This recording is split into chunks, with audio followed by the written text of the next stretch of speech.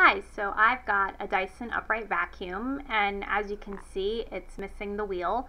So let's go ahead and fix this. So you can buy a wheel for about $8 on eBay, and it's really easy to install.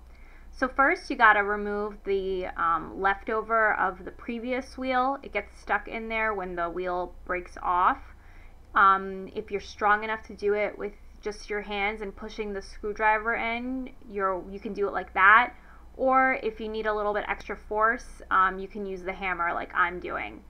You're just going to want to keep applying pressure until what's in there pops out and you have absolutely nothing left in there. If you pay close attention, you can see that the previous part just popped out right now. So we're going to go ahead and put in the new wheel. It's really easy. You just push it in. And again, like I said, if you need a little extra force, you can use the hammer.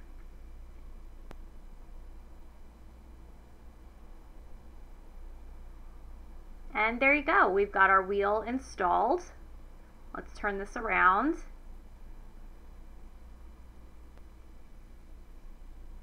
We've got both wheels.